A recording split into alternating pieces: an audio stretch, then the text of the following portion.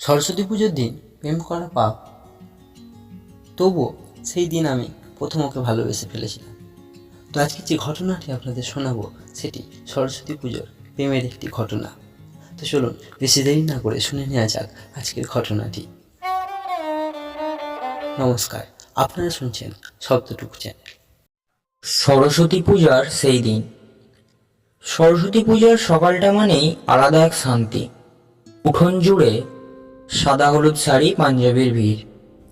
হাতের খাতায় কেউ লিখছে মন্ত্র, কেউ লুকিয়ে তাকাচ্ছে কারোর দিকে। আমার চোখ কিন্তু সেদিন বারবারই খুঁজছিল ওকে। ও দাঁড়িয়েছিল প্রতিমার একটু পাশে, হাতে ফুলের থালা, মুখে অদ্ভুত এক শান্ত হাসি। সাদা শাড়ির মধ্যে ওকে যেন আরো আলাদা লাগছিল। হঠাৎ চোখাচোখি হয়ে গেল। দুজনেই লজ্জায় চোখ নামালাম, কিন্তু মনটা নামলো না। পূজা শেষ, প্রসাদ নিতে গিয়ে হাতে হাত ছুঁয়ে গেল। ইচ্ছে করে নয়, তবুও সেই স্পর্শটা বুকের ভিতরে কোথাও যেন আটকে গেল। ও ধীরে বলল, সরি। আমি শুধু হেসে মাথা নাড়লাম।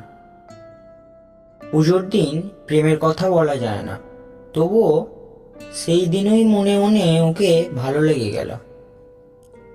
বিকালে সবাই যখন ছবি তুলছে, ও এসে বলল, একটা ছবি তুলে দেবে? আমি ক্যামেরা ধরলাম, কিন্তু ছবি তোলার সময় খেয়াল করলাম ফোকাস ক্যামেরায় নয়, ওর চোখে। সেই দিন কিছু বলা হয়নি, না ভালোবাসার কথা, না প্রতিশ্রুতি। কিন্তু সরস্বতী পূজার সেই শান্ত দিনে আমার জীবনের সবচেয়ে সুন্দর প্রেমটা নিঃশব্দে শুরু হয়ে গিয়েছিল।